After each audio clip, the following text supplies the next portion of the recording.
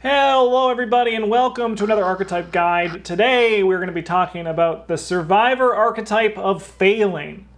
Wow. What is the goal of this archetype?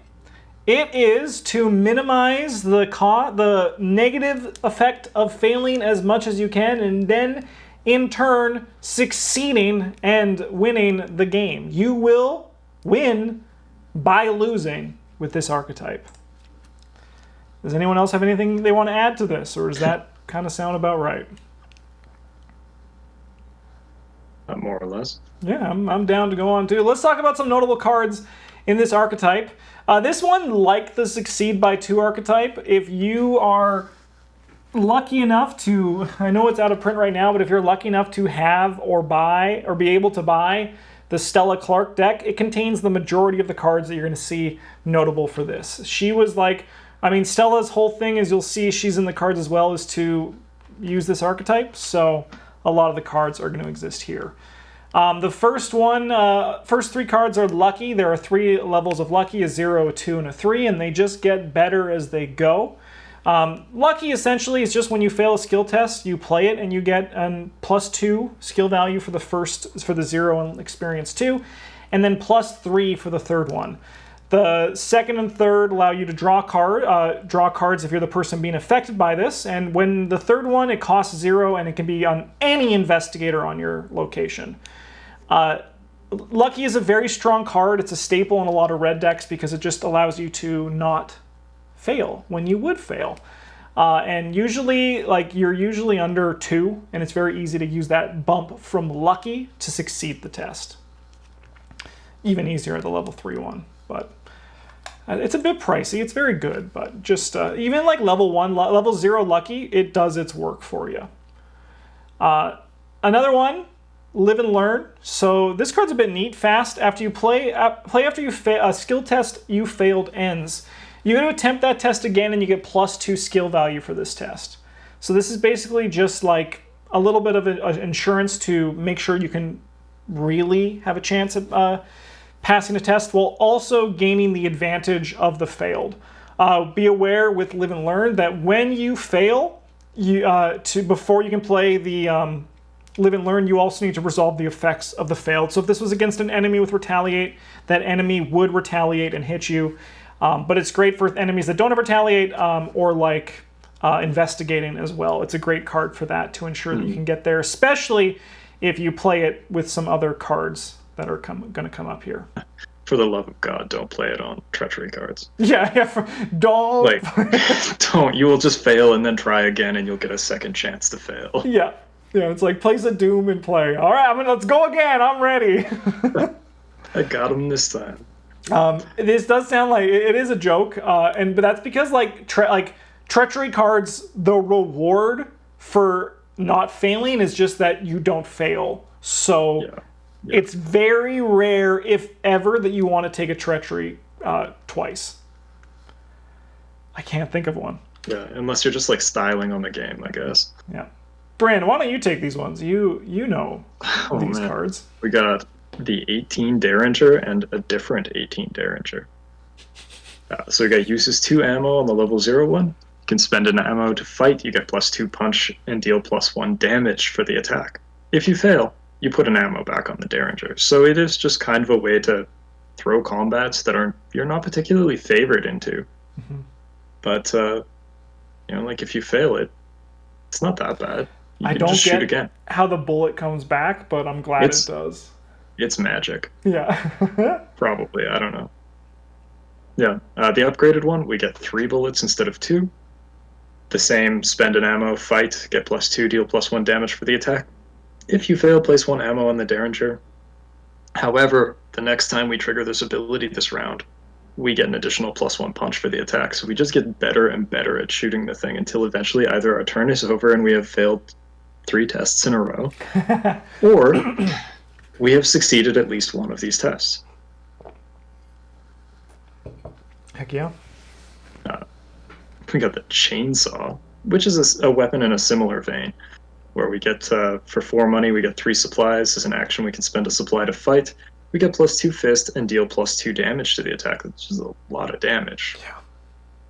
Yeah. If the attack fails, you can choose to either place a supply on the chainsaw or deal 1 damage to the attacked enemy. So again, we can, like, if it doesn't work out, either we just try again or, you know, ping the guy anyway. Yeah. Maybe that's all we were trying to do. Yeah. Just like you needed to kill this thing, it's essentially like free damage. You either win and hit or you fail and you kill him. Yeah. Lastly, we've got you catastrophe. Just a little bit of a troublemaker. It's a 2-cost event. It's fast. Play when you reveal a chaos token that would reduce your skill value to 0 during a skill test, including the red token. Cancel that token and treat it as though it were a blue token instead. So we can just try something that we had no business being able to do, but not only did we do it, we did it the best way it could have been done. Yeah, the best way it could have been done. Wow. Unless we're Rex Murphy, in which case, like, we can't even play that card, but if we could just fail and draw 3 cards. Yeah. Can't play that card for 2 different reasons. Yeah, two different reasons. Travis, you want to take these guys? Okay. This is Stella. Just gives you an action when you fail. Just the obvious choice for failing decks. Not too much to say about her, but she's technically part of the failing archetype, so here you go. Next one we got here is Unexpected Courage. Level 2, this one seems... It's a little bit deeper than it seems on the surface, where the upgrade, just when you fail, you return it to your hand. If you pass, you still lose it, but it's really nice for... Like, you think it's just an Unexpected Courage that sometimes when things go horribly wrong, you draw the -5, -6, or you draw the all fail, you get your skill back. But it also serves a nice purpose where it can bump you up for some of the cards that care about how much you fail by on larger tests, or help offset larger modifiers on those. And you're doing an investigation check or whatever, and you throw this at it, and if you succeed, good, you got a clue. If you fail, maybe you drew the -5 and you get your Unexpected Courage back, but also you get to play Look What I Found because you only failed by 4, or by 2 instead of 4 because of the Unexpected Courage. Heck yeah. Um. Do you want me to talk about Granny? Yes, please. Sure. All right, so Granny, level 0, she's still good. I was gonna beef on Granny, but that's the worst thing I could have ever said in my life. She gives you +1 brain, and when an investigator location would fail a skill test, you exhaust her, and that investigator fails by either 1 less or 1 more. I learned the hard way in the throes of a scenario that this doesn't cause you to pass. So level 0 Granny Orne can cause you to fail by 0. Wow. However, Granny truly becomes Super Saiyan at the experienced version, where she now gives you +1 book as well, which is a very relevant stat for this archetype, because unless you're playing the Circle Undone, locations don't usually punch you back when you fail. So, like, investigating is much less of a risk for failing. Like, you could still fight monsters and, like, do all that, like, as you can see with the weapons that we talked about earlier. But the bonus to the book is especially helpful from Granny Orne for this archetype, at least with my knowledge of it. But now, whenever an investigator location would fail a skill test, you can exhaust Granny Orne, and that investigator either gets +1 skill value or -1 skill value for this test. So this can cause you to fail by enough for your Look What I Found to trigger, just like with Granny Orne level 0. However, she now also can cause you to pass a test, which is super sick, because you essentially always have half a lucky when she's active, and that's awesome. Hey, it's the Look What I Found. So, the level 0 version is after you fail a skill test by 2 or less while investigating, you can play it, and then you discover 2 clues from your location. The upgraded version is really juicy. Like, it's really strong. I played this recently in the Viewer Decided Two-Handed Solo series, and holy crap, this card is crazy good in comparison to the first one. The first one was already pretty alright. So now, after you fail a skill test by 3 or less while investigating, instead of just 2 or less, and now you discover 2 total clues from among your location and connecting locations. So like you're always gonna like usually trigger this liquid I found, and you're always gonna be able to like get the most out of it. It's a really nice upgrade for this archetype. We got the Lucky Rabbit's Foot, which as you can see, all of these cards are in the Stella Investigator deck. The Lucky Rabbit's Foot takes up your necklace slot, and after you fail a skill test, you get to exhaust Lucky Rabbit's Foot, or sorry, just Rabbit's Foot, it's not lucky, to draw a card. So while failing, getting extra actions with Stella, or getting benefits from Look What I Found, you're also going to draw a card, which is great. Then we get the upgraded level 3 experience. This card is particularly also very juicy. It's abysmal in Tabletop Simulator, but I imagine it'll be very fun to play in person. I haven't played it in person yet. But after you fail a skill test, you get to exhaust Rabbit's Foot and search the top X cards of your deck for a card and draw it, and then shuffle the remaining cards into your library, where X is the amount you failed by. So, in this failing archetype, especially with Stella, you're looking to fail on your first action for the turn, and then sometimes you can fail by like 5. And then you're like, I'll just basically play an Ancient Stone, not an Ancient Stone, whatever, the... No stone unturned. No stone unturned. I got halfway. I got stone right. Be able to play one of those every turn when you fail. Like it's dirty. It feels gross, and it's very fun. Oh no! What are these cards? All right. Well, we got Dumb Luck, which is fast play after you fail a skill test by 2 or less during an evasion attempt against a non-elite enemy. Place that enemy on top of the encounter deck. So, this card is kind of neat. It's got some serious griefing potential. Where, like your Clover goes first, and you're just like, you're gonna draw this, you idiot. But also, you can just use it to evade an enemy and not have to think about it for the rest of the turn. Mm-hmm. It's not particular. This is not really where you want to be with your fail by archetype, because it doesn't really forward the game. But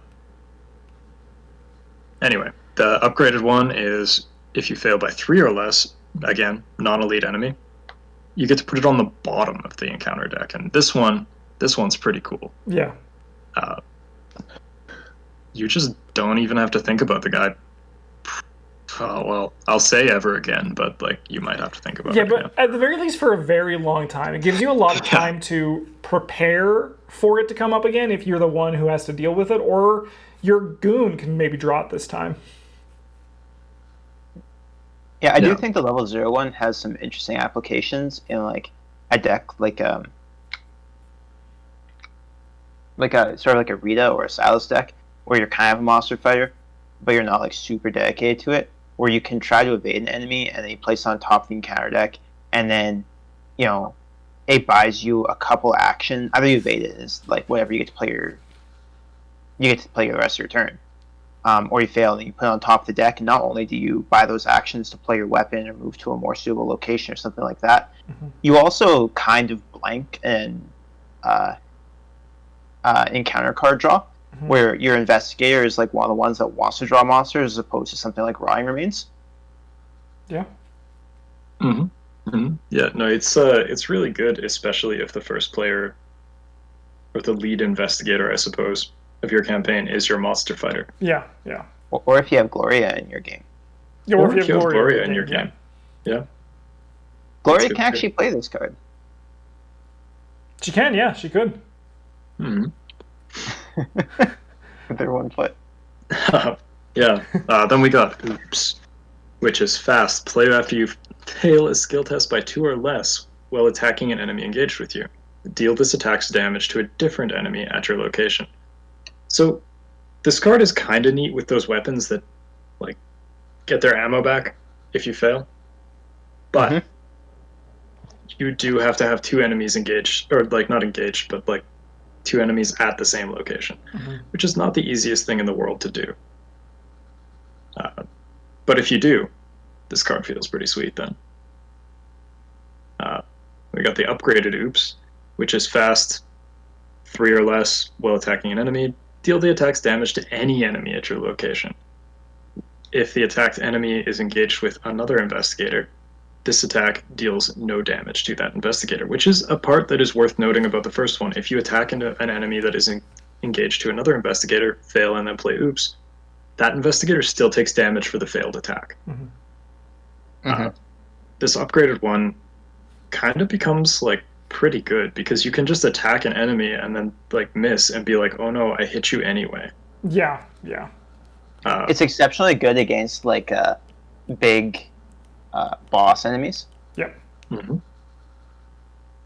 Yeah, or even like with that chainsaw, you could get a single action 4 damage attack out of it. Because you'd fail, deal the damage for failing, and then deal the 3 damage for having attacked them anyway. Yeah. And then Man, I'm stupid. I 100% thought that these like dealt the enemy that you're attacking damage for some reason. Probably because of the art. Yeah, probably because it just looks like. I get. Wow, I get it it's your completely. damage. You just get to it. So like level 2 oops is you attack and you fail. And you just get to hit them anyway. Yeah. Wow, that's so much better than I thought it was. Yeah, no, like I don't think I still. You would have to. I had to be very hard pressed to play oops in my deck. I'd rather honestly just play overpower every time because this card is just an overpower in my hand. But oops level 2 is like a good card because it doesn't need to be 2 enemies, right? It's just you attack, you miss, you kill, right? Like that's nice. You're gonna be a little bit pained looking at the deck that's coming up then. Oh, I've already seen it. Don't worry. I lit a candle in memoriam, but it's okay. I think it's good. I don't think it's bad. I don't think it's bad. Yeah. It's just anytime I see oops in a deck, I always just go, well, I suppose these are probably pretty good against swarming enemies. Yeah. Oh, there's so many cards. Okay. We got Take Heart, which Take Heart is a killer card. You just put it on a skill test that you were planning on failing anyway, and you get to draw 2 cards and gain 2 resources. Like, it's juicy and it's strong, and you can commit it to other players. So if your goon, we recently did this where to help Travis get cards and resources as Tony Morgan, I just had him investigate and commit a Take Heart to it. Like, it's very versatile and it's a great economy engine for both cards and resources, and it's super easy to proc. Yes, there are times when Bryn commits it and he draws the blue symbol because of it, but there is a lot of power in Take Heart. Then we got Grimm's Fairy Tales, which, I'm not going to lie, ain't great. However, it does fit in this archetype, so we are going to talk about it. After an investigator, it has 4 secrets. After an investigator location fails a skill test by 2 or more, exhaust Grimm's Fairy Tale and spend 1 secret, heal 1 horror from that investigator. So yeah, it seems nice, like healing horror is always good, and it actually is important into this archetype, as I will get to on the next slide. However, it's very slow, and it requires a lot of hoops to jump through when you just there's other ways to deal with horror in red. I'm not going to name names, but Pete Sylvester, for example, is pretty good if you also... The biggest thing with this card for me is that it takes up a hand slot. I think it would be okay if you just had it. Yeah, I agree. Yeah, it being a hand slot is a huge space in red. There's a lot of great hand slot items, and in every color, right? So it's very competitive, but in red especially so. We got Grit Your Teeth, which I actually forgot was a card, but fast play after you fail a skill test, you get +1 to each of your skills for the remainder of the round. This is a nice way to get a little boost. It does commit for a while, so that is also kind of sweet. But there are better options in this archetype. However, if you're looking for a card to round out your starting deck, Grit Your Teeth is a nice little choice to have there. The last card we have to talk about is Quick Learner. This is a 4 experience permanent, which is during each of your turn before your first action of each of your turns, each skill test you perform gets +1 difficulty, and during or after your third action of each of your turns, each skill test you perform gets -1 difficulty. This one's kind of on the outside of this archetype, but it has a lot of synergy with the archetype, so that's why I added it in to discuss here. Especially with someone like Stella Clark, you're looking to fail your first action if you did not fail a test during the Mythos phase. And this is a great way to do it. And if you have 2, as Bryn showed me the way, it's especially great with your Lucky Rabbit's Foot because you can test, your first test is probably going to be 2 to 6, and then you can just search 6 cards as I talked about. With Stella especially, the third action ability is really good because you will get a fourth action because you get your free action from failing. And as I said, it's kind of on the outside of the archetype, but it is something, especially if you're building a Stella deck, to include within this archetype because it kind of just like enhances everything involving it. I wouldn't put this in any red deck. This is like in... I mean, I probably would. It's a very strong card in every archetype. But in failing, it does do a lot of good things. All right, where's some synergy with this archetype? Well, healing and damage mitigation. Failing hurts. Being able to heal or avoid damage allows you to not die. You're going to be failing a lot, and sometimes those fails are going to be on tests where you don't, or you take damage and you want to have a way to not die because of that. Yeah, and that's where Grimm's Fairy Tale has that purpose, but you can find other options that do that as well. And then allies with token manipulation. So, I guess allies should have been players with token manipulation, but or even allies with token manipulation if you can get them in your investigator's deck construction rules. But as opposed to helping you pass, these allies and players can help and ensure that you fail because. Honestly, sometimes with this archetype, it's going to sound really stupid to say this, but the worst thing sometimes that you can do is pass your test, which is wild, but it's true. All right, everyone, Take a few seconds, and I want you to, in your head, think about who this deck's going to be about. I like what Travis did. Travis is always trying to, keep things fresh and try new things. So, Travis, I will hand this to you to talk about this deck. I'll give you guys a second to take in this absolute beauty. I like it's very unique. I think it's very unique and also still very strong with it. And you succeeded with your goal of not just doing the norm. So I'm excited to hear the breakdown for the audience. Well, this could have just been a Stella deck, but that's boring because that's all Stella does. This one clocks in at a pretty hefty 38 experience. A good chunk of that is the 2 copies of Chainsaw, which could be something else. Kind of just another weapon if you're light on experience, but it's the best one, so here it is. Anyway, at its core, this is a Yaudle deck, which he can, as a lightning bolt, exhaust to, during a skill test, get a bonus to each skill equal to the number of matching skill icons on the top card of discard pile, not counting wild cards, of course.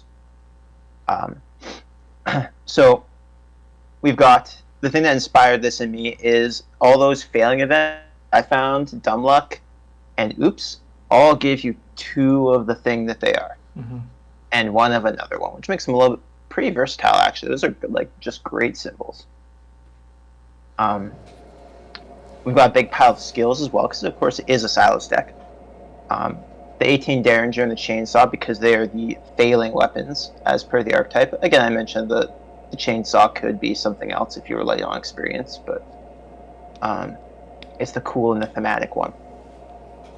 So this Silas deck is looking to be primarily a fighter, but can definitely flex and deal with clues as well. We've got the look what I found to realistically be able to get clues.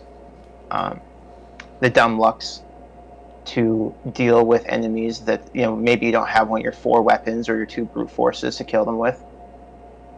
Live and Learn is pretty nice with something like Oops, where you can attack and you fail, and then you punch the enemy anyway, and then you just get to do the test again, but better. Seems sick. Yeah, Lucky is Lucky. I'm not going to explain that one. And Oops is just... There's not much to say about besides what we already did. Yeah, but I mean, we got the rabbit. But before you go on, I just want to say, I thought, when you were talking there, I forgot that it was Oops level 2. Oops level 2 is great in here. Oops level 1, Oops level 0, sorry, is but Oops level 2 is perfect here. As well as, also just to go on Dumb Luck, Silas has 4 foot, so, he's pretty good at evading. So, Dumb Luck here also can just act as just, kill an enemy, right? You get, a Gug, and you're I'm going to shoot you in the head with my feet, right? That's very powerful. Yeah, what I mentioned before, in a Christmas land, you've got your Yaudle in play, and you attack something, and you fail, So you play Oops and shoot it, and then you play your Live and Learn and get to attack again. And you get to attack at 6 plus whatever your weapon's got. There's like some nice little combos there. Of course, it's a Silas deck, so we have a big pile of skills to take advantage of his ability. Brute Force, Punch, good. Sharp Vision allows him to investigate, like, sometimes. Mm-hmm. Which isn't always, like, it's not super relevant. They're going to be investigating all the time, but in conjunction with a lot of the other cards, like being able to commit Look What I Founds, or Unexpected Courages, or Resourcefuls, like, I think it's pretty reasonable that you could get that Succeed by 2 on, like, 3-ish Shroud locations. Yeah. Mm-hmm. Depending on your difficulty. Resourceful is resourceful. Yeah. Sorry, if you're also, like, you need to use it on a bigger Shroud location, you can also just commit it to somebody else's test. Yeah. I don't believe there's the rider on Sharp Vision that says it has to be yours.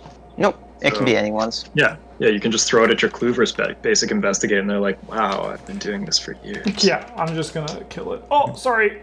Press space while I was looking up Sharp Vision. Yeah, Resourceful and Take Card are just like great red cards. And then the Guts are here to help. Yeah. Yeah, to not explode. Yeah, he only has 5 brain. And I mean Yaddle has brain. Because he's an ally, of course he does. Yaddle has 2, he can eat 1 for you, and he's also pretty cheap to play another one. But the Guts will very much help you with not just, like... They'll help you with the Treachery deck, so that's good. Yeah, I mean, this could have also been level 0 Guts again if you're hurt on the XP. It's not a huge downgrade. The biggest thing that hurts about it is, like, Yellow only gives you 2 symbols instead of 3 with them. Yeah. But, like, Yellow giving you 3 brain is like, Yeah.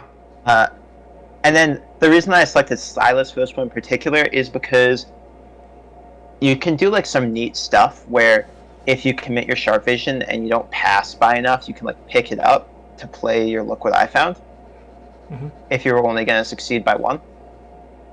You can use his ability to ensure that you get to play, like, you can hedge to actually pass the test, and then if, you have a plan that works out better, you can just, dump it to play your Oops and then use it for a later test. To me, like... It wasn't strange when I saw Silas because, like, his that thing I said earlier, where how sometimes the worst thing you can do with a failing archetype is pass. Silas's ability is kind of some insurance on that, right? Like in this case, his ability isn't used to be like a defensive ability where you're trying to save your good cards. It's like a failing offensive ability where like I really want to fail this test, right? Like so like you could like be like you could put this card in and be like look at your hand and be like, you know what, I'm gonna take this back so I fail and get some advantage out of failing here. It makes sense and I think would be very powerful with it. I mean Silas's ability is already very powerful. And this deck isn't even trying to exploit the catastrophe junkie too, so add that in too if you want it to be spicy, but the Rabbit's Foot is also like a very, very powerful economy engine for Silas, since most of his cards or a large chunk of his cards are skills that cost nothing. So you never really suffer from having too many cards and not enough resources to play them. Yeah. Of note as well, these are, I think these, this also could, like, if you're just building with Innsmouth Silas with his weakness and unique asset, would also work the same. It would be... Oh, yeah, it'd be fine. I just selected this one because the Nautical Prowess plays a little bit better with Yaddle. I agree. Yeah, definitely. It's just like a little bit more convenient for the whole flex slot that this deck is designed to fulfill. Cool. All right. Well, next week we are back to Guardians. So what Guardian archetype do you want to see next? Please let us know in the comments. And any other archetypes for other colors coming up, let us know. Thank you guys so much for watching. Have a good one. And as always, GG's.